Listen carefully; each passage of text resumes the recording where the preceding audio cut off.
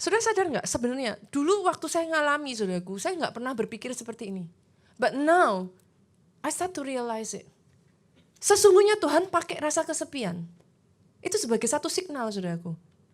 Karena Tuhan cari saudara. Saya ulang ya saudara.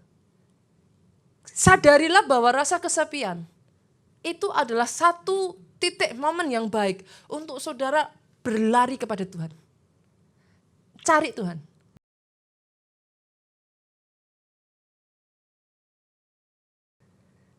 Minggu ini saya akan menyampaikan satu firman Tuhan saudara yang saya yakin saudaraku. Semua kita pasti pernah alami. Saya akan berbicara tentang loneliness.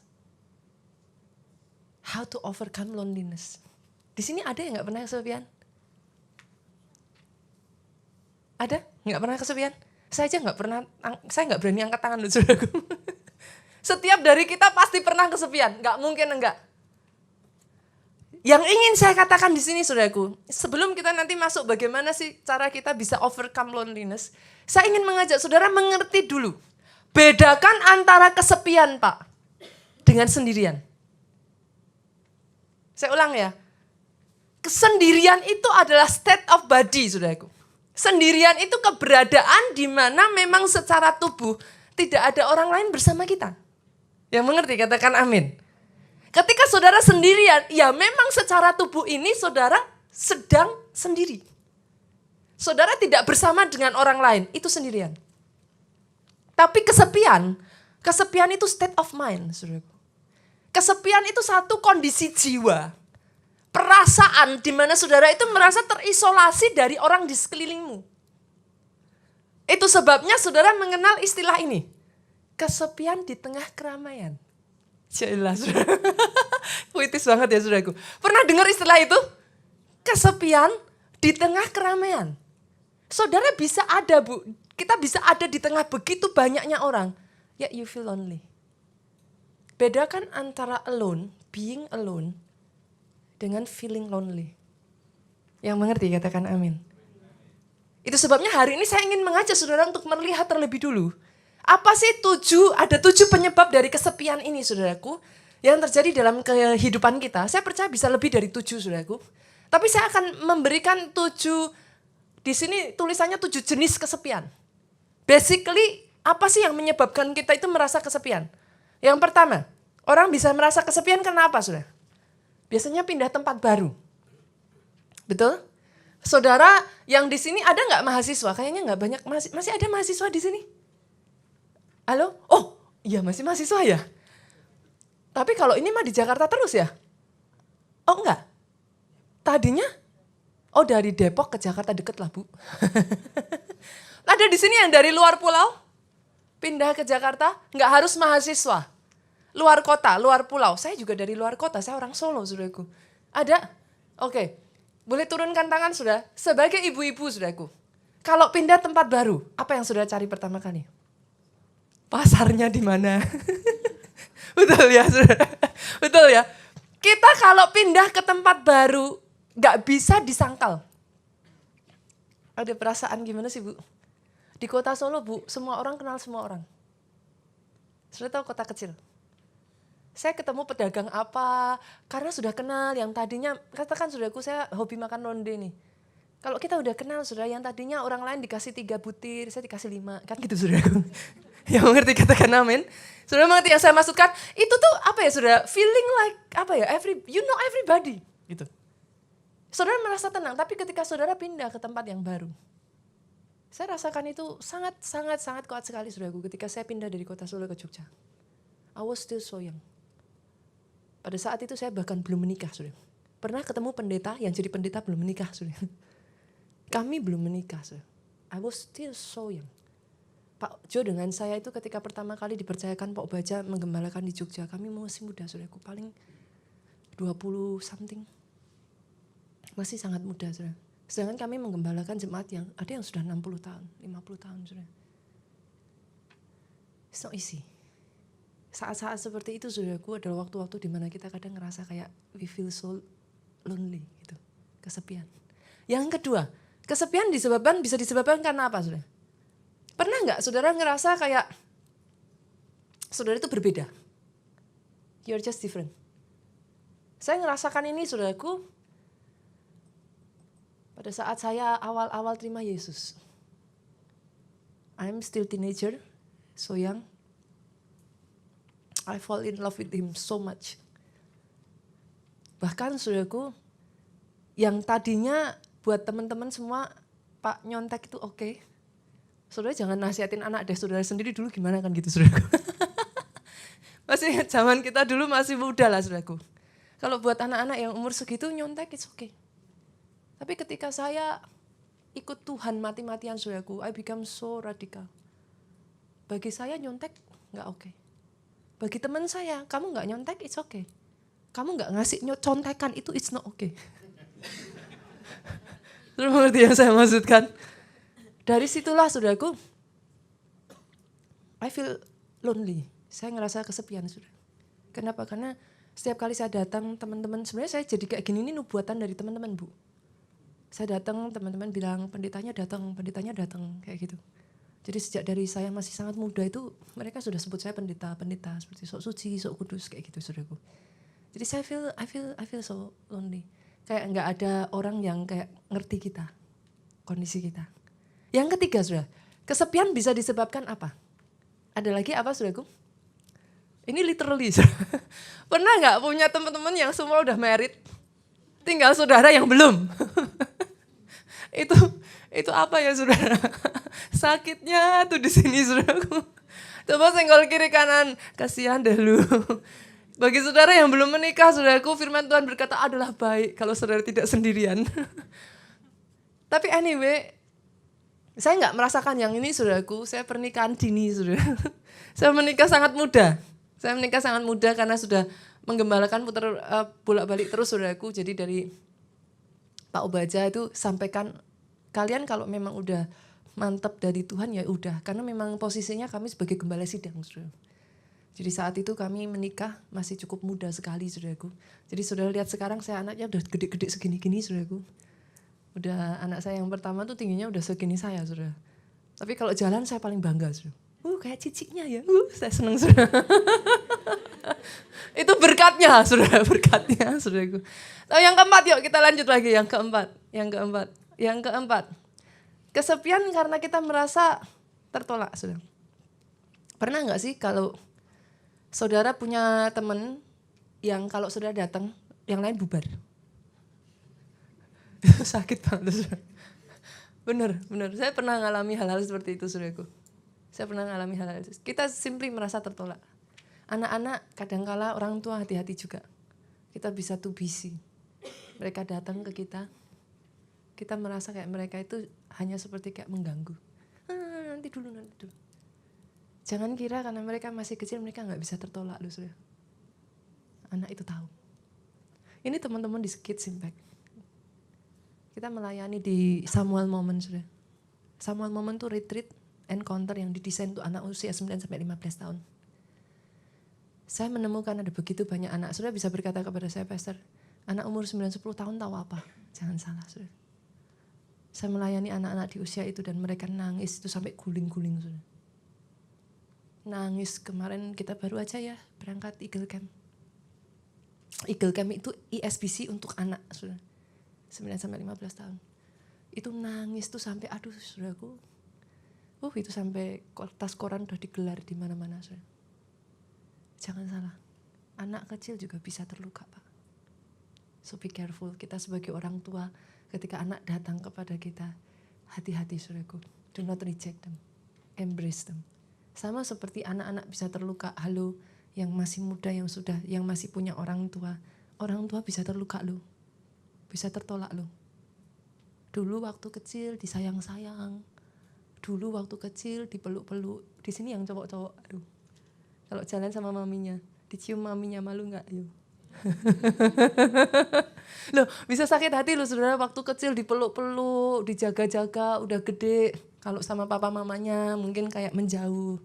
Kadangkala saudaraku kita yang tanpa saya pun menyadari saudaraku. Saya ngomong kayak gini, saya cerita kepada saudara seperti ini. That's based on my own experience. Kadangkala kita setelah dewasa saudara kita becoming too busy. Sibuk sekali. Apalagi kalau saudara sudah mulai Tuhan bawa saudara sukses. Kadang-kadang gak pernah telepon orang tua. Saya sadar sudah aku lupa. Kadang sama orang tua bisa kayak, ya sudah kita orang tua. Spend your time, ambil waktu. Kadang mereka bisa berkata, kita tuh orang timur tuh lain sama orang barat sudah. Kita bisa ngomong, orang tua bisa ngomong, udah gak usah ngerepoti kamu, udah kamu kerja aja. Tapi sebenarnya di hatinya bilang, gak apa-apa. Sudah ngerti yang saya maksud? Kita tuh kadang gak selalu ngomong apa yang ada di hati kita sudah. Jadi kalau orang tuamu katakan jangan, nanti kamu repot, gak usah ngerepotin, it's okay. Kita mau repot kok buat mereka. Yang mengerti katakan amin. Yang kelima saudaraku, kesepian bisa disebabkan karena apa saudara? Kesepian karena tidak ada orang yang memperhatikan. Biasanya pasangan suami istri pernah gak sih paling jengkel bu kalau suami itu pegang handphone terus? Gak cuma ibu deh, bapak juga sama. Pak kalau jalan bareng tapi istrinya gini terus Pak. Nah, gimana saudara? Saudara ngerti yang saya maksudkan? Duduk, pernah gak sih lihat satu pemandangan saudara duduk di restoran, makan begini, sambil nunggu makanan, suaminya gini, istrinya gini. Pernah lihat saudaraku? Pernah ya? Kadangkala kita hidup di satu dunia digital saudaraku, teknologi itu bisa membantu, tapi teknologi bisa menjauhkan saudara. Jangan hidup di dunia nyata tapi menjadi maya. Saya ulang ya, jangan hidup di dunia nyata tapi menjadi maya. Dengan yang di depan mata kita jauh, dengan yang ada di sini saudaraku seolah-olah jauh bisa dekat. Yang mengerti katakan amin. Jadi hati-hati saudaraku, kesepian juga bisa karena tidak ada orang yang memperhatikan. Yang berikutnya yang keenam. Yang keenam, kesepian karena tidak bisa percaya kepada teman-teman. Pernah gak bu, punya teman yang kita tuh kita tuh berasa BFF gitu. Apa sih BFF? Kita tuh merasa dekat, sohib banget gitu. Tapi apparently kita mendapatkan orang yang kita sangat percayai, ternyata justru malah di belakang kita membicarakan kita. Kadangkala di dalam keadaan seperti itu saudaraku, you can feel so lonely. Bukan berarti saudara gak punya teman, masih punya teman. But you can feel so lonely just because of it. Yang ketujuh saudara, yang terakhir. Yang ketujuh, ini literally lah saudara pasti itu. Saudara merasa kesepian karena ditinggal orang yang saudara kasih.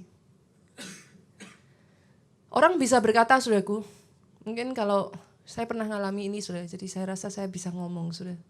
Orang bisa berkata, waktu menyembuhkan. Kalau saya boleh ngomong, waktu hanya membantu saudara. Kalau ditanya setelah waktu berjalan pun masih kangen gak? Pasti. Gak bisa saudara. Waktu tidak pernah bisa menyembuhkan. It will only help. Secara kita literally saudaraku, ditinggal orang yang paling kita kasih pasti saudara. Itu adalah satu pukulan tersendiri dalam kehidupan kita. Nah, 7 hal tadi saudara, apa yang ingin saya sampaikan saudaraku adalah 7 penyebab saudara. Itu yang membuat kita bisa kesepian. Saya nggak tahu saudara yang mana, apakah saudara merasa seperti itu. Bisa jadi saat ini saudara merasakan lebih dari 1, bisa 2, bisa 3, bisa 4, bisa semuanya, saya nggak tahu. Sekarang yang ingin saya sampaikan kepada saudara, kita fokuskan saudaraku, how to overcome it. Kalau saudara merasakan salah satu dari kesepian ini, bagaimana kita mengatasinya? Karena ini satu perasaan yang real saudara. Saudara mau berusaha singkir-singkirkan tetap ada. Dan berapa banyak saudaraku perasaan yang satu inilah yang sudah menghancurkan kehidupan banyak orang. Sampai di titik tertentu saudaraku, perasaan yang satu ini sangat merusak sekali. Nanti saya akan bicarakan lebih lanjut saudara. Tapi apa yang saya maksudkan, how can we overcome it? Bagaimana kita bisa mengalahkan perasaan ini? Yang pertama saudaraku, kunci yang pertama, ubah kesepianmu menjadi satu dorongan untuk engkau dekat dengan Tuhan, intim dengan Tuhan. Saudara sadar gak sebenarnya, dulu waktu saya ngalami saudaraku, saya gak pernah berpikir seperti ini. But now, I start to realize it. Sesungguhnya Tuhan pakai rasa kesepian. Itu sebagai satu signal saudaraku. Karena Tuhan cari saudara. Saya ulangi saudara. Sadarilah bahwa rasa kesepian itu adalah satu titik momen yang baik untuk saudara berlari kepada Tuhan. Cari Tuhan. Di saat dimana saudara ngerasa gak ada satu orang pun yang kenal saudara, semua orang itu asing. Saudara seperti kayak sendirian, gak punya siapa-siapa.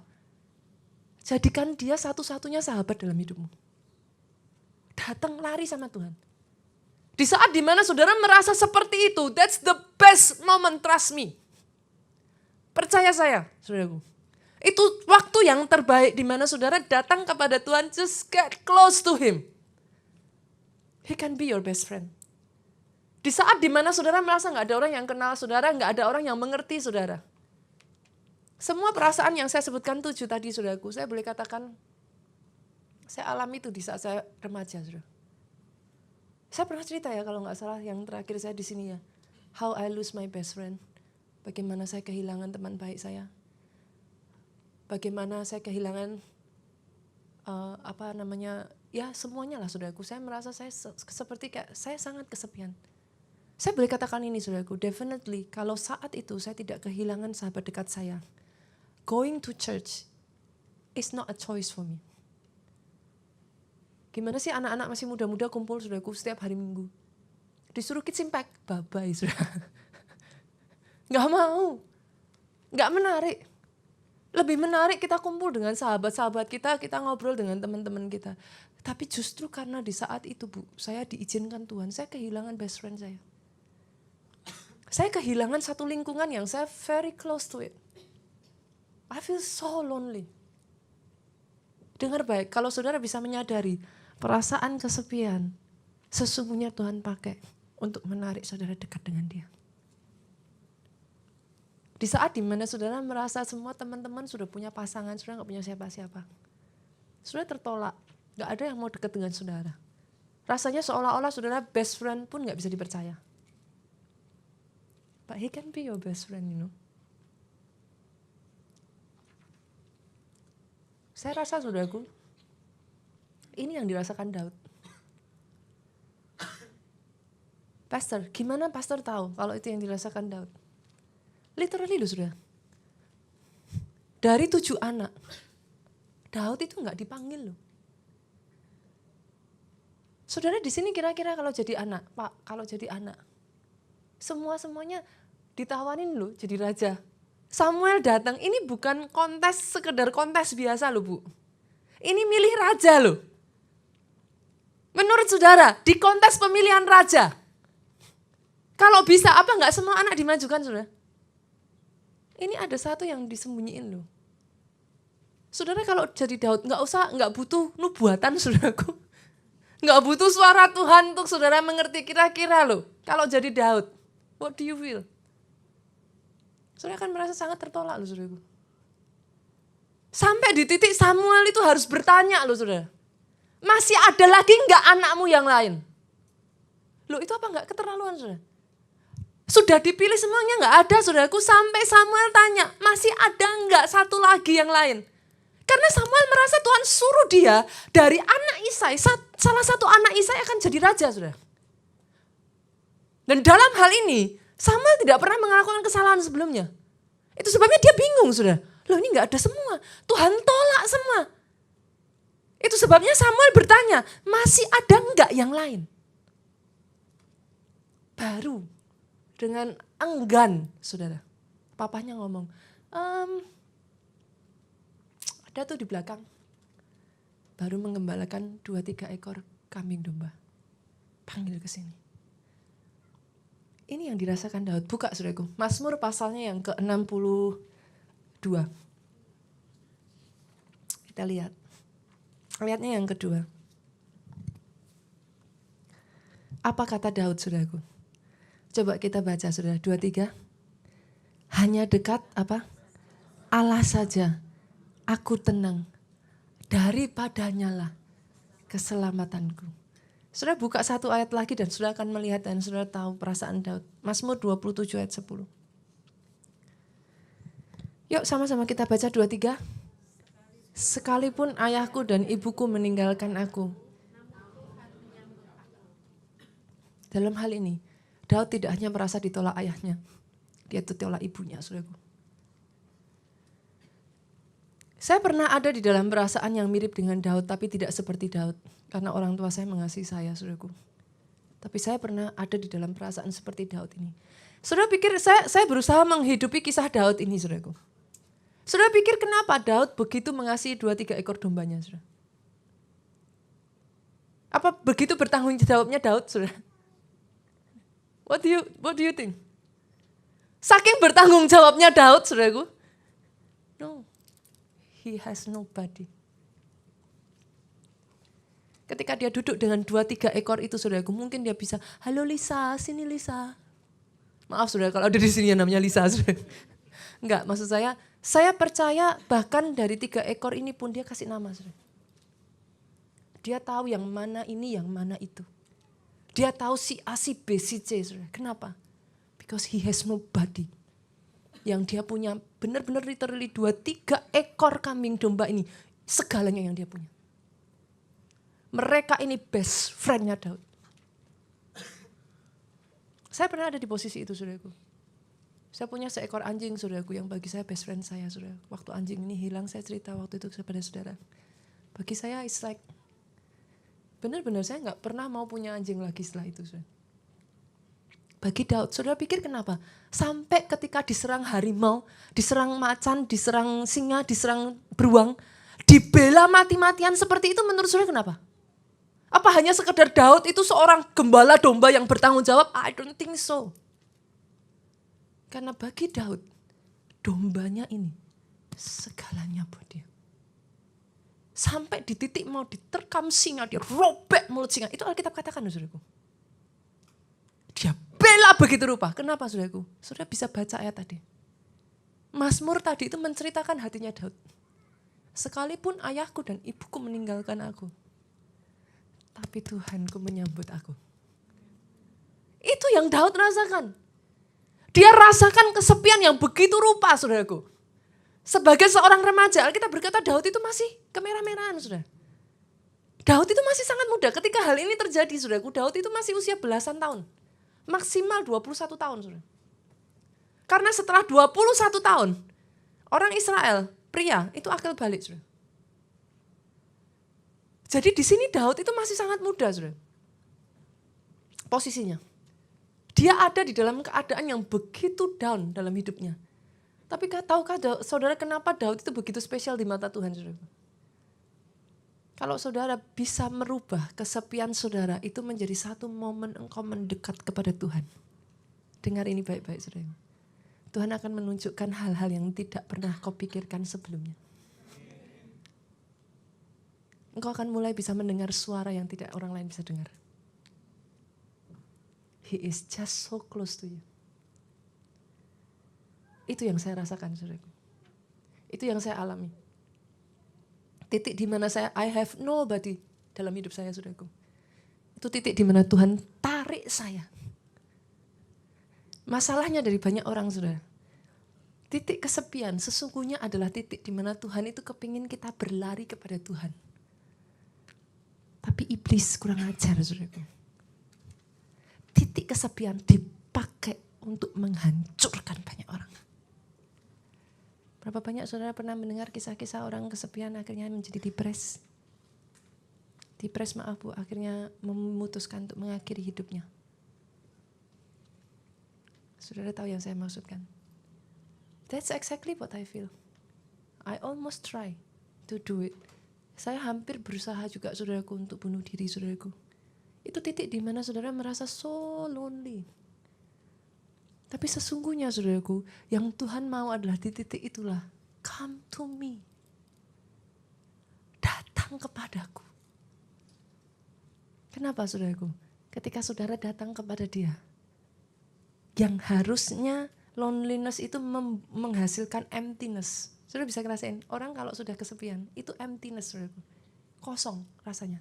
Kalau udah kosong tuh pikirannya udah nggak bisa jernih, sudah. Udah nggak bisa mikir, yang ada rasanya udahlah, pokoknya kosong, udah nggak ada tujuan hidup, udah deh. Sebagian orang lari dengan cara yang salah, Pak. Berapa banyak yang berusaha mengisi emptiness itu dengan narkoba? Betul? Karena pada satu titik tertentu, saudaraku, dalam diri kita ada bagian diri kita ini yang tidak bisa diisi oleh apapun, Pak. Orang akan crave, try. Mereka akan mencoba karena kosong saudaraku. They try to just to close it. Gimana cara menutup kekosongan itu? Mereka coba dengan narkoba. Saya nggak pernah pakai narkoba, saudaraku, puji Tuhan. Saya tidak dibawa melalui itu, saudaraku. Bagi saudara yang pernah, saya hanya bisa membaca. Saya tidak berhak ngomong secara detail dalam hal ini karena saya tidak mengalami secara pribadi, saudaraku. Tapi setidaknya saudara bisa mendengar kesaksian-kesaksian dari teman-teman yang sudah berjuang di area itu, saudaraku. Kesepian itu hanya bisa ditutup sementara dengan narkoba. But then, lubang itu semakin dalam, saudara. Saudara tutup dengan alkohol, saudara tutup dengan apa? I don't know, kehidupan yang berfoya-foya. Masih ingat cerita anak bungsu, anak sulung? Masih ingat, saudaraku? Apa yang dia lakukan? Coba kita buka yuk. Kita lihat ayatnya. Saudaraku, Lukas. Pasalnya yang ke-15. Ayat 11 sampai 24. Saya ajak saudara baca ayat 13 dulu saja. Boleh sama-sama? Satu ayat saja, saudaraku. Beberapa hari kemudian, apa saudara? Anak bungsu itu menjual seluruh bagiannya itu, lalu pergi ke negeri yang jauh. Di sana ia apa? Memboroskan harta miliknya itu dengan apa? Hidup berfoya-foya. Saudara boleh coba lakukan itu, Bu. Saudara foya-foyakan semua harta saudara. Bisa sih membantu. Senang, habis shopping senang. Saya pernah sharingkan ini juga, saudaraku. Ada waktu-waktu di mana saya ada di Amerika, saudaraku. I feel so literally lonely, saudara. Saya pikir, saudaraku, dengan saya berjalan-jalan, hari itu saya habiskan dari pagi, Pak, sampai malam mall tutup. Itu baru pertama kali seumur hidup saya seperti itu, saudaraku. Pernah nggak, saudaraku, dari pagi jam 10 sampai jam 10 malam, saudara, nge-mall? Pernah nggak? Pernah. Ini sama-sama suka shopping ini berarti. Satu kali itu, saudaraku, saya ngerasa begitu kesepian, saudara. Saya pikir dengan saya bebaskan diri saya, I can buy everything I want. Saya berpikir, saudaraku, I will be better gitu. Tahukah saudara, saya pulang, saudara, jam 10 malam saya balik, saudara. I feel better. But then it doesn't last long. Keesokan harinya rasa kesepian itu masih di sana, saudara. Karena pada dasarnya tempat itu hanya bisa diisi satu pribadi. Namanya Yesus Kristus Tuhan. Hari ini kalau saudara datang di tempat ini dan itu yang saudara rasakan, saudara nggak tahu saudara harus lari kemana. Ada satu tempat berlari yang banyak orang nggak mau lari ke sana, Pak. Kenapa? Daging itu lemah, roh penurut. Pertama kali kita mau berdoa, pasti saya jamin, saudaraku, dagingmu ini akan ngelawan sebisa mungkin. Padahal apa sih berdoa? Berdoa ya berdoa aja, saudara. Tapi ketika saudara mau berdoa, pernah gak sih ngerasa, mau doa tuh kayak, kakinya tuh kayak dikasih, apa sih, batu kilangan, saudaraku. Rasanya mau doa tuh, Tapi pernah gak saudara ngerasain, setelah berdoa, gak doa itu kayak ada yang kurang. Yang mengerti katakan amin. Karena kebutuhan roh dengan kebutuhan badan ini beda, saudara. Saudara bisa bedakan itu. Kebutuhan roh itu akan persekutuan intim dengan Bapa di surga. Rasa kesepian adalah satu signal yang dipakai Tuhan untuk menarik engkau kembali. Dan kabar baiknya, ketika kau berlari mendekat, kita baca ayatnya. Lukas tadi, saudaraku, kita lihat ayatnya yang ke-17. Apa yang terjadi pada anak ini, saudaraku? Setelah dia hancur-hancuran, lalu ia menyadari keadaannya, katanya, betapa banyaknya orang upahan bapakku yang melimpah-limpah makanannya, tapi aku di sini mati kelaparan. Pernah berasa itu enggak, saudaraku? Keadaan di mana saudara itu miskin secara roh. Kayak rasanya tuh aku tuh kayak habis-habisan. Kosong. Gitu. Saudara yang pernah merasakan perasaan ini, saya harus berkata kepada saudara, you are blessed. Kenapa? Hanya orang yang pernah merasakan perasaan seperti ini yang kau bisa berlari kepada Tuhan. Kalau enggak. Saya percaya saudara yang baru pertama kali hadir di sini. Kenapa saudara hadir? Because actually you are searching for something. Enggak mungkin enggak, saudara. Saudara yang mendengarkan khotbah-khotbah di gereja kita dan karena itu saudara datang di sini, saya hanya bisa mengatakan satu hal ini. Artinya saudara haus dan lapar. You are looking for something. That's why you come. Gak mungkin enggak. Dan saya berdoa ketika saudara datang hari ini, saudara menemukan satu pribadi. Pribadi yang sudah mengubahkan hidup saya. Namanya Yesus. Karena gak ada pribadi lain saudaraku yang bisa mengisi. Anak bungsu ini, dia merasakan kekosongan ini. Tapi coba kita lihat ayat 20-nya saudaraku. Ayat 20-nya, sama-sama yuk kita baca yuk, biar gak ngantuk, ini dingin-dingin karpetnya empuk saudaraku. Yuk, 2, 3. Maka bangkitlah ia dan pergi kepada bapaknya. Ketika ia masih jauh, ayahnya telah melihatnya, lalu tergeraklah hatinya oleh belas kasihan. Ayahnya itu berlari mendapatkan dia, lalu merangkul dan mencium dia. Menurut saudara, saya tanya, bagaimana bisa dari jauh ayahnya sudah melihat?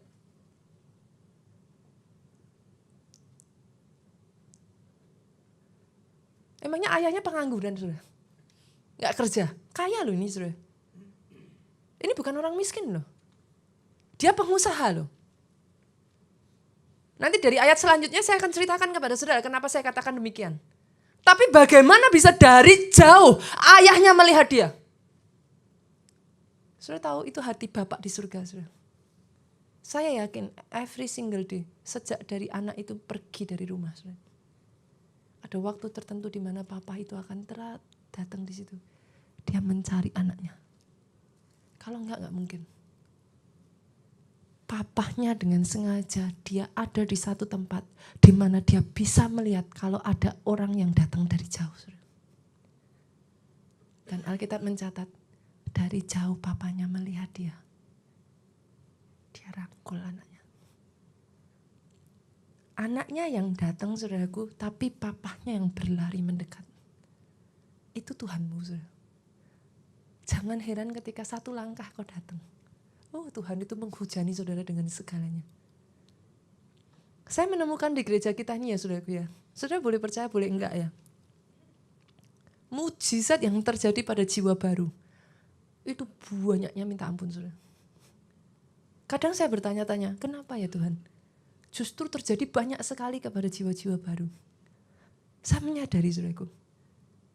Ketika saudara berlari mendekat. Kita lihat apa yang Bapak itu lakukan. Ayat 21 saudara. Yuk sama-sama baca yuk.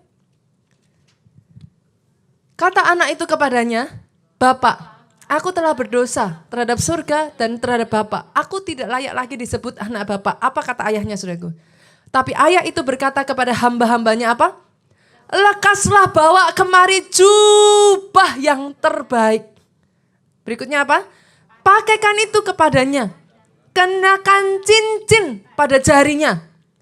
Sepatu pada kakinya. Berikutnya apa saudaraku? Ambillah anak lembu tambun itu. Sembelilah dia. Marilah kita makan dan bersuka cita. Satu langkah kau maju. Mendekat kepada dia saudaraku. Dia berikan segalanya buat engkau. Itu hatinya Bapak saudara. Itu kerinduannya Bapak. Saudara tahu cincin itu bicara tentang apa? Di zaman dulu kalau saudara sering lihat TV apa namanya? Film-film saudaraku, kalau raja mau mengesahkan dokumen pakai apa saudara? Cincin. Dicap dengan cincinnya. Cincin itu lambang apa saudara? Lambang jati diri saudara. Dari cincin itu orang sudah tahu, ini klan apa? Mereka sudah bisa melihat saudaraku. Pada saat kau kembali kepada Tuhan, yang pertama Tuhan akan pulihkan jubah saudara. Jubah itu apa? Glory, kuasa yang sudah hilang dari hidup saudara, itu dipulihkan. Jangan heran ketika saudara berbalik kepada Tuhan, mujizat itu cepat terjadinya saudara. Because actually it belongs to you. Itu memang milikmu. Engkau aja yang gak sadar itu dicuri. Dan dicuri masih terima lagi saudaraku. Kan saya suka marahnya sama orang Kristen itu. Dicuri, tapi merasa wajar kecurian. Yang mengerti katakan amin. Itu sebabnya kalau kecurian, ambil balik saudara. Rebut bila perlu, paksa. Memangnya diambil dia mau kasih begitu aja? Enak aja. Dia gak akan berusaha mempertahankan terus. Tendang bila perlu saudaraku. Sampai dilepas. Kenapa? Itu milikmu. Jangan izinkan itu terus dicuri. Yang pertama Tuhan pulihkan ketika kau datang kepada dia, jubah dia berikan. Setelah itu dia berikan cincinnya. Saudara. Artinya apa? You belong to him. Saudara ini klannya Tuhan, saudara ini miliknya Tuhan. He own you. Tapi berikutnya kasut, saudaraku. Dia pulihkan. Engkau bisa berjalan dan tidak menjadi lelah. Engkau bisa berlari dan engkau tidak menjadi lemah. Engkau terus terbang, naik terbang seperti bagai pada burung Raja Wali. Saudara. Itu yang Tuhan akan kerjakan. Artinya apa? Dimampukan menyelesaikan tugasmu sampai akhir. 40 tahun bangsa Israel berputar-putar di padang gurun, saudara. Alkitab mencatat apa? Tidak menjadi usang kasutnya. Penyertaan Tuhan akan ada atas kehidupanmu, dimampukan menyelesaikan sampai akhir. Tapi lebih daripada itu, apa yang dia lakukan, saudaraku? Lembu tambun. Sacrificial. Pengorbanan. Tuhan berikan yang paling berharga, saudaraku, apa? Keselamatan atas kehidupan saudara. Saya berdoa ketika saudara datang kembali kepada Tuhan. Kalau ada di sini, saudara sudah lama meninggalkan Tuhan. Come back to him. Kembali kepada dia. Dia berikan segalanya dalam hidup saudara. Yang kedua, saudaraku, boleh saya undang pemain musik maju ke depan? Yang kedua, saudara. I almost finish. Yang kedua, kalau saudara ada di dalam kesepian, keadaan kesepian, bagaimana saudara bisa overcome ini? Jangan pasif, saudara. Banyak orang sudah ada di dalam keadaan kesepian terus mengisolasi diri sendiri. Tadinya hanya perasaan, sekarang karena dia merasa seperti itu, tindakannya, actionnya dia isolasi dirinya dari orang di sekelilingnya. Gak mau kumpul sama siapa-siapa, gak mau berteman dengan siapa-siapa, menjauhi keluarga. Pernah melihat seperti itu? Pernah ngalami seperti itu, saudaraku? Yang lain kumpul-kumpul, saudara tinggal aja di kamar, saudara gak mau ketemu siapapun. Yang kedua, saudara, jangan izinkan iblis membawa tipu dayanya lebih masuk lagi, saudara. Ketika dia berhasil isolasi engkau, saudaraku, di titik inilah, orang yang mau bunuh diri sungguhan, saudaraku, sebenarnya bukan hanya orang yang hanya berkata, aku mau bunuh diri loh, aku mau bunuh diri loh. Justru orang yang gak ngomong apa-apa, diem, itu justru yang paling berbahaya, saudara. Kan gak ada orang yang tahu. Tiba-tiba saja sudah langsung action, saudara. Seringkali, tidak selalu, saudaraku, orang yang berkata, aku mau bunuh diri loh. Nih, bunuh diri loh, beneran loh. Akhirnya gak jadi, saudara. Tapi orang yang diem, gak ngomong siapa-siapa, sudah tiba-tiba saja, saudara. Doa saya hari ini kalau ada di sini, saudaraku, atau bagi saudara yang mendengarkan YouTube ataupun saudara mendengarkan streaming gereja kita ini, saya berdoa, saudara, sungguh-sungguh saya berdoa. Di dalam nama Tuhan Yesus itu di-cancel. Kenapa? Itu tipu daya terbesar iblis, saudaraku. When you kill yourself, the plan of God finish. Selesai sampai di situ, saudara. Bahkan di titik terberat dari masalahmu, saudaraku, that's not the end. Itu bukan akhirnya. Kenapa? Karena selalu bisa terbit terang setelah badai, pelangi setelah hujan, saudaraku. Selama saudara tidak menyerah, Tuhan sanggup bekerja. Tapi setelah saudara memutuskan mengakhiri, that's the end of everything. Jangan izinkan iblis menghancurkan hidupmu lebih dalam lagi. Tabur benih kasih. Karena firman Tuhan berkata, saudaraku, kalau engkau tidak jemu-jemu berbuat baik, Pak, jangan berpikir tabur sekali orang langsung baik. No. Orang ditabur 1000 kali aja belum tentu baik kok, saudaraku. Tapi ketika saudara menabur, dengar baik, saudara. Mungkin saudara tidak menuai dari orang yang sama. Tapi Tuhan akan bawa orang yang berbeda. Karena Tuhan tidak pernah salah. Orang yang menabur pasti menuai. Engkau menabur kebaikan, engkau menuai kebaikan. Engkau menabur belas kasihan, engkau menuai belas kasihan. Jangan pernah salah, saudaraku. Apa yang kau lakukan tidak selalu dari orang yang sama kau menuainya. Tapi Tuhan akan kirimkan orang yang tepat pada saat yang tepat. Taburan itu berbuah kalau engkau tidak menjadi lelah, saudaraku. Hari ini, saudaraku, saya akan akhiri dengan satu ayat ini. Kita buka sama-sama yuk. Efesus 2 ayat 19.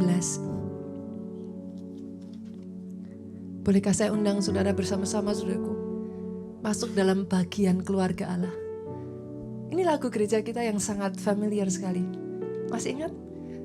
Zaman dulu saudaraku kalau ada jiwa baru datang, kita akan nyanyikan lagu ini. Saudara yang sudah cukup lama saudara tahu. Gimana lagunya?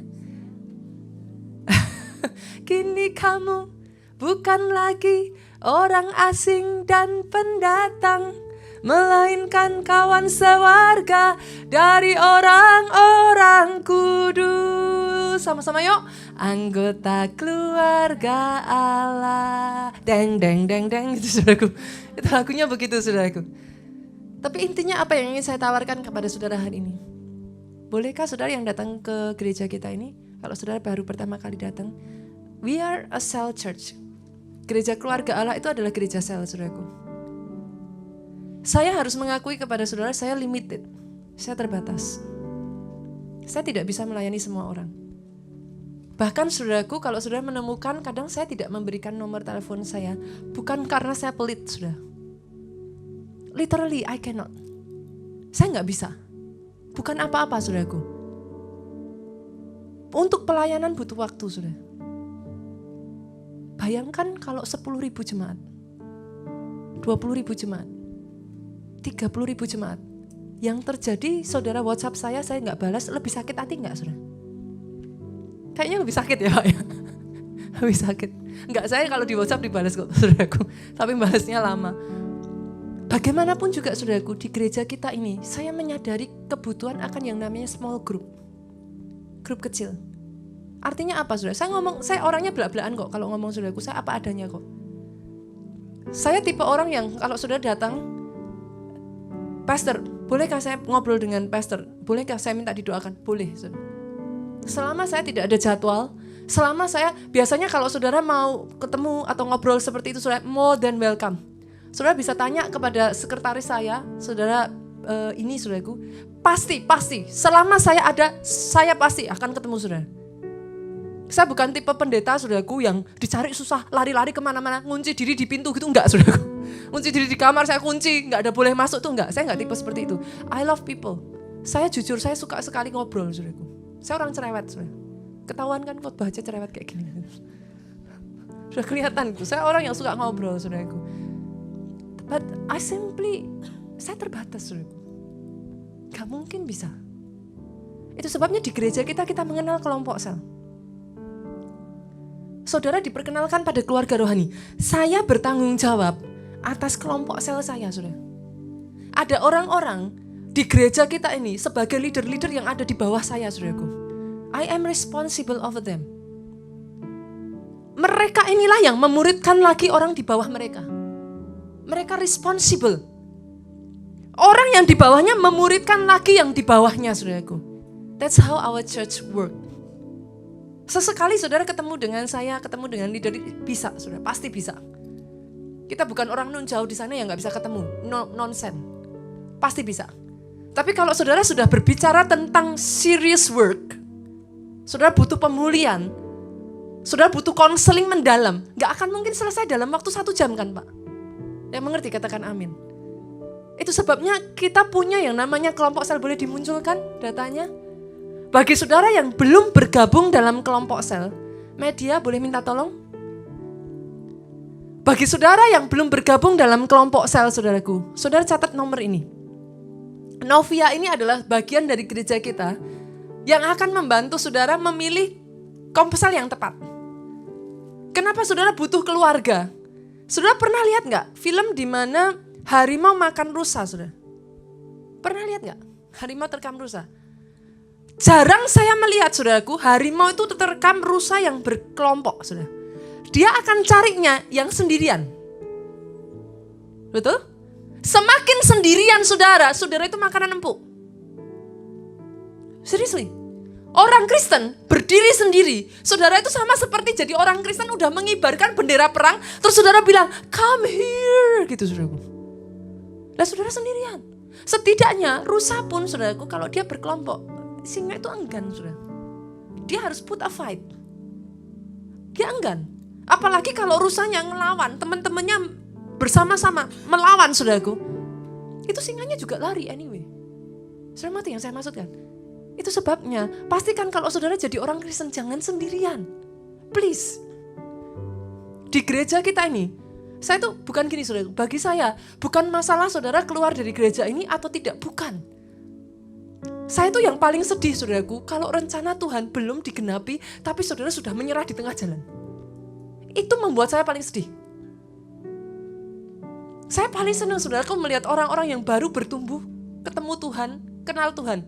That's why I become a pastor. Bagi saya itu sukacita saya. Saya sudah terbayar dengan itu sudah, seriously. Kemarin saya pulang ke Solo, saya jumpa saudaraku dengan anak-anak rohani saya ketika saya masih SMP, SMA saudaraku. Mereka melayani Tuhan, sekarang menjadi leader di sana. Mereka ketemu saya, mereka jabat tangan saya dan mereka bilang, Pastor Nita masih ingat gak saya? Saya akan ngomong sama mereka, how can I forget you? Saya besarkan mereka sejak mereka kecil, saudaraku. Melihat mereka lagi, saudaraku, dalam kondisi mereka sudah bertumbuh menjadi seorang leader. That's my joy. Tapi kadang-kala dalam gereja, saya tahu, gereja itu nggak selalu semuanya malaikat, saudaraku. It's normal kalau saudara kecewa, bahkan kecewa dengan saya. I can understand it. It's okay. To get disappointed is okay. But just don't give up. Just don't give up. Keep on moving. Kenapa? Karena ada rencana Tuhan yang besar atas kehidupan saudara. Berdoa di gereja mana saudara ditanamkan. Setelah itu tertanamlah di sana, berbuahlah lebat. Yang mengerti katakan amin. Yang kedua saudaraku, Pastor, kalau saya dari luar kota atau saya nggak selalu bisa ke gereja, saudara join gereja internet. Gereja internet ini bukan excuse untuk saudara nggak ke gereja. Yang mengerti katakan amin. Nonton streaming online bukan alasan saudara nggak datang ibadah. Yang mengerti katakan amin. No, satu ketika saudara pergi jauh, saudara nggak bisa datang ke gereja, saudara bisa join gereja internet. Tapi jangan hanya karena malas nggak ke gereja, saudara nonton streaming. Saudara rugi besar. Yang mengerti katakan amin. Karena ada berkat keluarga rohani. Di dalam gereja bukan hanya sekedar dengar khotbah, yang mengerti katakan amin sekali lagi. Yang ketiga, Pastor, kalau saya butuh untuk konseling, butuh dilayani. How? Call center gereja kita itu 24 jam, saudara. Catat nomornya. 0899 789 5000, gampang kok nomornya. Jadi anytime di gereja kita ini, saudara dari kota manapun, Pastor, ada yang meninggal, saya butuh dilayani. Kontak call center. Loh, kok call center semua call? Iya, call center nggak apa-apa. Nanti saudara akan didirect. Dari call center akan kontak kotanya, saudaraku. Kalau itu di Jakarta, saudara di Jakarta, call center akan kontak kita, pasti nggak akan luput, saudara. Dia akan kontak kita di Jakarta, dia akan ngomong, so and so, nomor ini, bisa minta tolong dilayani. Nanti dari gereja kita akan membantu, saudara. Jadi kalau saudara bingung, tanya tempat ibadah lah, jam ibadah, tanya apa aja saudara bingung, nggak usah susah-susah. Nih, satu nomor sakti ini catat aja saudaraku. Saudara bisa tanya semuanya di nomor ini. Saudara bisa minta pelayanan, saudara bisa tanya informasi tentang gereja kita, segala macam tentang gereja kita di nomor ini. Sudah dicatat belum? Coba disenggol kiri kanannya. Kalau nggak mau nyatet zaman sekarang, difoto saudaraku. Susah-susah, tapi please tolong, saudara catat. Setelah ini saudaraku, boleh saya minta tolong KKS yang ada di sini bangkit berdiri? Pak Budi, ada siapa lagi yang sudah jadi KKS? Ada lagi? Bangkit berdiri, Pak Christian, Pak Yusa, ada lagi? Kak Meka, ada lagi yang sudah jadi KKS di sini? Enggak, belum ada lagi ya? Oke, saudara bisa melihat, coba lihat mereka saudaraku. Kalau saudara cari Komsel, cari mereka ini. Tanya ke mereka informasinya. Silakan duduk, yang berikutnya senggol kiri kanan. Kapan giliran kamu yang jadi KKS? Loh bener loh, saudara, orang Kristen sukanya egois loh, maunya diberkati terus loh. Jangan gitu please. Ini tuayan itu besar saudara. Tuhan ini sedang cari banyak orang. Ini adalah hari terakhir, saudaraku. We are blessed. Kalau saudara nggak bangkit, mereka mau lari ke siapa? Saya seperti ini saudaraku karena ada orang yang mau mengorbankan waktu mendidik saya. Tolong jadi orang yang mau berkorban waktu untuk mendidik orang lain. Saya tahu Jakarta ini sibuk, but that's not an excuse. Di mana ada kemauan, di situ ada jalan.